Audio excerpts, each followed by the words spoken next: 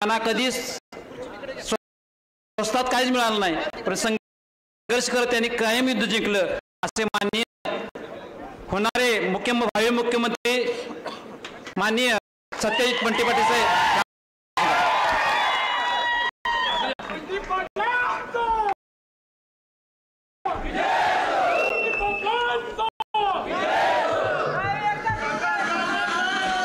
करवीर तालुक्यामध्ये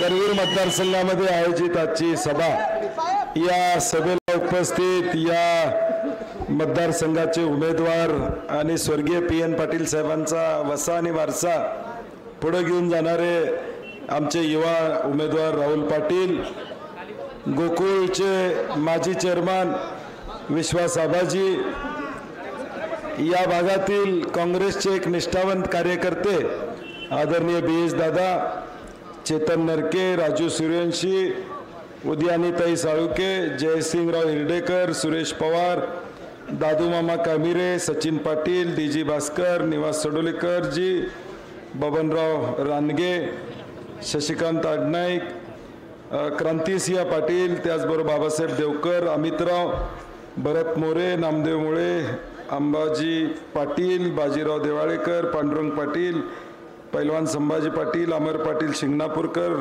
तालुका अध्यक्ष शंकरराव पाटील आणि सर्वच व्यासपीठावर असणारे यशवंत पाटील आणि व्यासपीठावर असणारे सर्वच मंडळी, करवीर विधानसभेच्या या प्रचारासाठी आयोजित आजची सभा, आज शेवटचा दिवस आहे प्रचाराचा, बोलण्याचा शेवटचा दिवस आहे, प्रचाराचा शेवटचा दिवस नाही।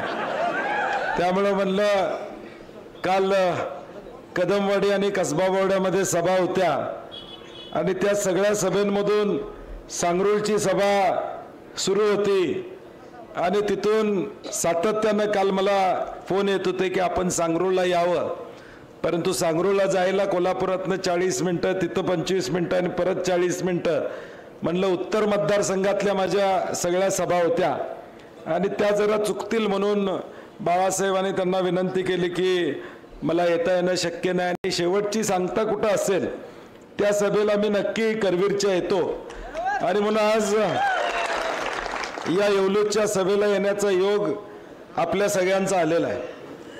आज या महाराष्ट्रामध्ये एक विशिष्ट परिस्थिती निर्माण झालेली आहे आणि या विशिष्ट परिस्थितीमध्ये एक चांगला निर्णय येणाऱ्या 20 तारखेला या महाराष्ट्रातल्या 13 कोटी जनतेनं घ्यावा ही विनंती आम्ही सगळेजण प्रामुख्यानं करतोय आणि ज्यावेळी महाराष्ट्राचा निर्णय योग्य घ्या आम्ही सांगतोय त्यावेळी आपल्याला देखील आपल्या जिल्ह्यातले निर्णय, आपल्या करवीर तालुक्यातला निर्णय, पन्हाळ्यातला निर्णय, गगनबावड्यातला निर्णय हा देखील योग्य पद्धतीनं घेणं ही तुमची आमची सर्वांची जबाबदारी असणार आहे आणि ती जबाबदारी कशासाठी आहे तर ज्याचा उल्लेख मी वडंग्याच्या प्रचार शुभारंभाच्या सभेत केला, स्वर्गीय PN पाटील साहेबांचं एक कर्तृत्वान नेतृत्व, ज्या नेतृत्वानं या कोल्हापूर जिल्ह्यामध्ये काँग्रेसला बळ दिलं, काँग्रेसला ताकद दिली, आम्हा सगळ्यांच्या बरोबरीनं या काँग्रेसला वाढवण्याचं काम 30-40 वर्ष आमच्या आधीपासून सुद्धा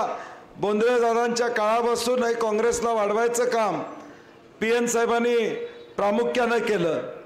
लोकसभेमध्ये आपण बघितलं स्वर्गीय PN साहेब प्रचंड राबले, श्रीमंत छत्रपती शाहू महाराजांचे जीवाचं रान कार्यकर्ता म्हणून करण्याचं काम PN साहेबांनी केलं आणि जे अनपेक्षित होतं, जे आपल्याला वाटत नव्हतं ते दुर्दैवानं या कोल्हापूर जिल्ह्याची हानी झाली आणि बघता बघता 2 दिवसात PN साहेब आपच्यातून निघून गेले।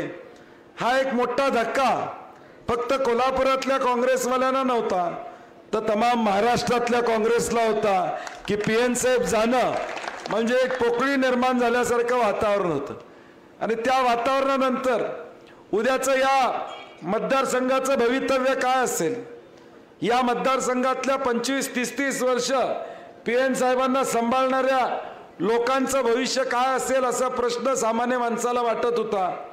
परंतु मला अतिशय आनंद वाटतोय ह्या दुःखातनं सुद्धा दुःख सावरून सामोरं जाणं, लढाई करणं एवढं सोपं नसते। पुढच्याला म्हणणं सोपं असतंय की बाबा सावर, लढाई कर, आम्ही तुझ्या पाठीशी आहोत, हे आपण शब्द बोलत असतो, परंतु ज्याच्यावर येतो प्रसंग त्याचा त्याला माहीत असतं ही लढाई कशी करणं. आणि मला अतिशय आनंद एका गोष्टीचा, अभिमान एका गोष्टीचा आहे की या सगळ्या दुःखाला बाजूला सावरून राहुल पाटील आज ताकदीनं लढतायत, याचा आनंद मला निश्चितपणे या ठिकाणी. हे सगळं दुःख विसरून ज्या PN साहेबांनी या मतदारसंघातल्या लोकांना गेले 30-40 वर्ष जोपासलं, त्यांनी PN साहेबांना मोठं केलं. त्यांना मी वाऱ्यावर सोडणार नाही, त्यांना मी उघड्यावर टाकणार नाही. आता माझी जबाबदारी आहे त्या लोकांचा मुलगा म्हणून, त्या लोकांचा भाऊ म्हणून त्या सगळ्यांना ताकद देणं हे माझं कर्तव्य आहे. आणि या कर्तव्यातून आज राहुल पाटील गेले 3-4 महिने गाव टू गाव दौरा पहिला केला, लोकांच्या पर्यंत गेले, तुमचा विश्वास संपादन केला. आणि आता एक वेगळं वारं या मतदारसंघामध्ये निर्माण झालेला आपण त्या ठिकाणी पाहतो. हा सगळा इतिहास आपल्याला मागचा पुढे घेऊन जाण्याची एक मोठी संधी या निवडणुकीच्या निमित्तानं आलेली आहे. कारण की आपला पाया घट्ट आहे, PN साहेबांचा पाया घट्ट आहे. मी अनेक सभांमध्ये सांगितलं, आत्ता सुद्धा BS दादा तिकडने येताना गाड्या पार्किंग बघितल्या, प्रत्येक गाडीच्या मागे PN साहेबांचा फोटो आहे. खरं खाली जो शब्द लिहिलाय निष्ठावंत, तो सगळ्यात महत्वाचा आहे. आणि तेच इंजेक्शन या करवीर मतदारसंघात द्यायचं आपल्याला, तेच निर्देशन या करवीर मतदारसंघात आपल्याला द्यायचं आहे. ही निवडणूक स्वर्गीय PN साहेबांना श्रद्धांजली वाहण्याची आहेच आहे, त्याबद्दल दुमत नाही. परंतु निष्ठावंत म्हणून राहुल पाटील आणि PN साहेबांचा वसा आणि वारसा पुढे घेऊन जाण्याची निवडणूक या ठिकाणी असणार. आणि म्हणून आज सगळीकडं मतदारसंघात कुठेही गेलो तर PN साहेब म्हणलं की एकच शब्द येतो, निष्ठावंत हा शब्द या ठिकाणी येतो. आणि आज परिस्थिती काय की एका बाजूला निष्ठावंत या ठिकाणी उभा आहे, एका बाजूला 50 वर्ष निष्ठावंतांचं कुटुंब, जे काँग्रेस पक्षाला मानणारं या ठिकाणी कुटुंब उभा आहे.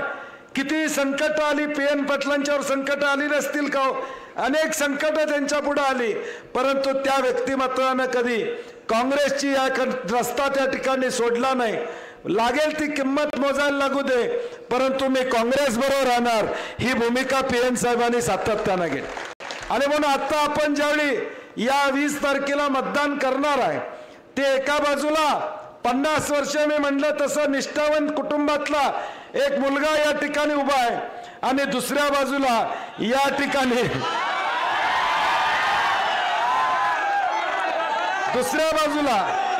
ज्यांनी बाळासाहेब ठाकरे साहेबांना, उद्धव ठाकरे साहेबांची गद्दारी केली, ते या ठिकाणी उभे. आता समाजामध्ये ज्यावेळी 2 गोष्टी इथे येतात आपल्याला, आपण ज्यावेळी एखाद्या कोपऱ्यावर येतो, उजव्या बाजूला डांबरी रस्ता दिसतो, डाव्या बाजूला खड्ड्याचा रस्ता दिसतो, त्यावेळी माणूस डांबरी रस्त्याकडे वळतो, परत खड्ड्यात पडायला या ठिकाणी जात नाही. तुम्ही खड्ड्यात पडलात, जनता खड्ड्यात पडणार नाही, हे या करवीर तालुक्यातली सुज्ञ जनता निश्चितपणे या ठिकाणी जाणते. आणि म्हणून आजची पन्हाळ्यातली सभा ऐतिहासिक सभा आहे. आज आम्ही करवीर मधलं तिकडनं येताना आबाजी पन्हाळ्यातलं हे पहिलं गाव आहे, प्रवेशद्वार आहे म्हणायला हरकत नाही. म्हणजे तिकडनं शंकरराव तुमच्याकडनं येताना हे पन्हाळ्यातलं पहिलं गाव, प्रवेशद्वार आहे. माझी पन्हाळकरांना प्रामुख्याने विनंती आहे, गर्दी का काय एवढी? हे सगळी पुण्य या PN पाटलांच्या, हे सगळी पुण्य PN पाटलांच्या. हे प्रवेशद्वार आहे पन्हाळ्याचं, पन्हाळ्याची सुरुवात इथनं होणार आहे.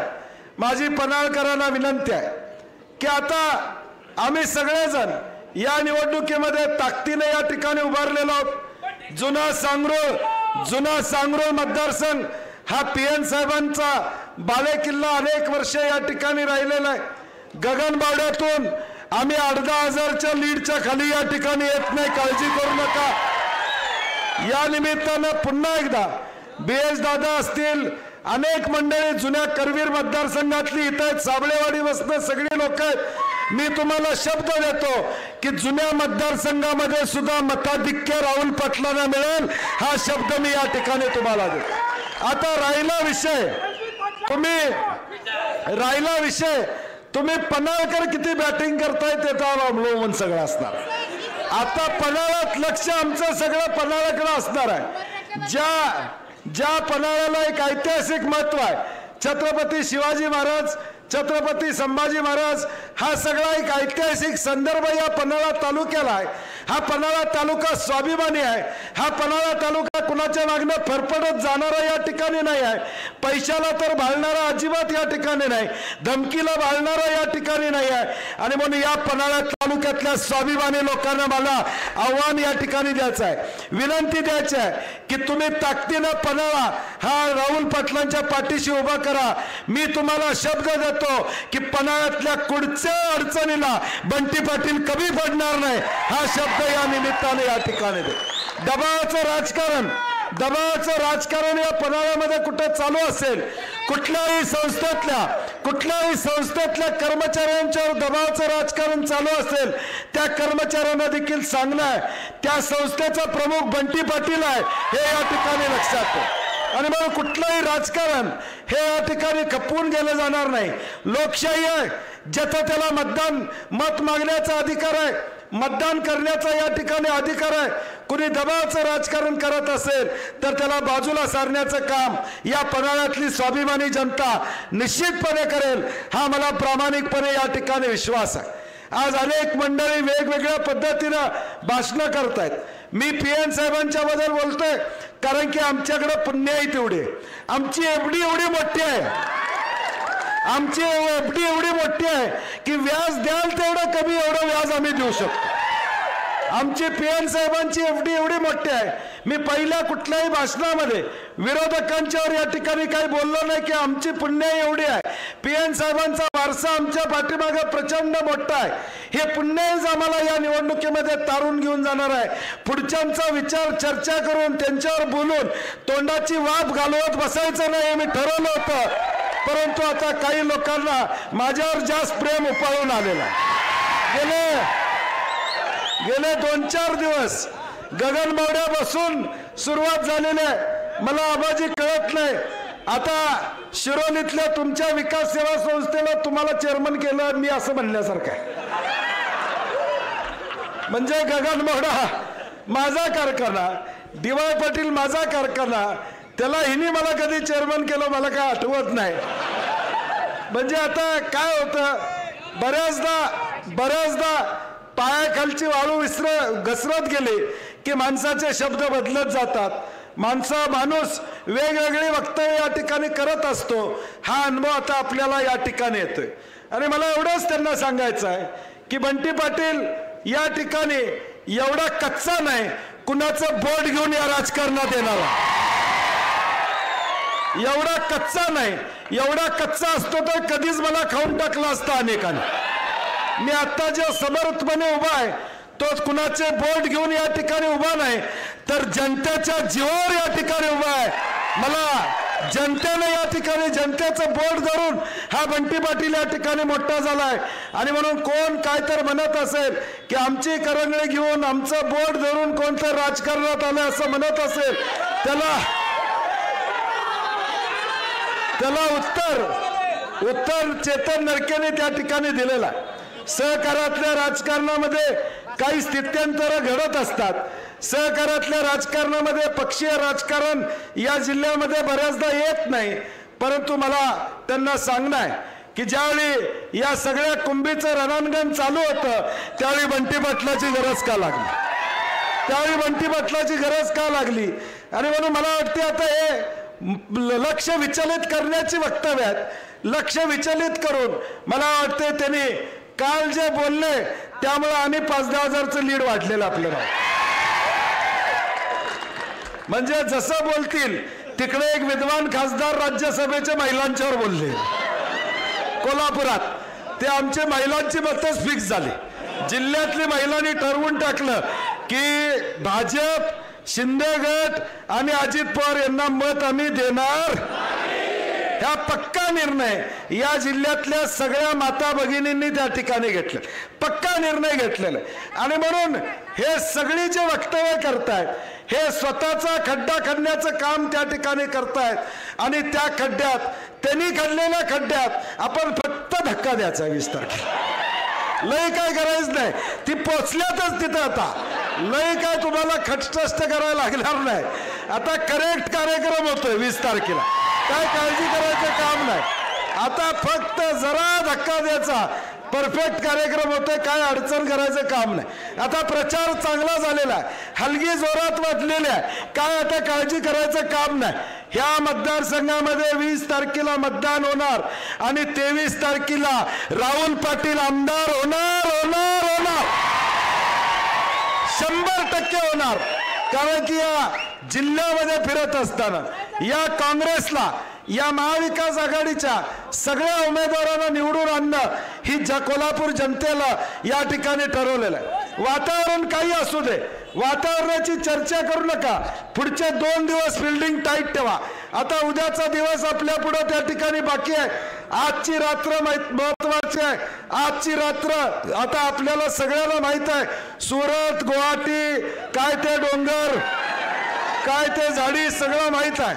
त्यामुळे आता प्रचंड वेगवेगळ्या पद्धतीनं आमिष या तालुक्यामध्ये येण्याची शक्यता नाकारता येत नाही. आणि म्हणून आपल्या प्रत्येक कार्यकर्त्याला माझी विनंती आहे, आपापलं गाव पक्क ठेवा.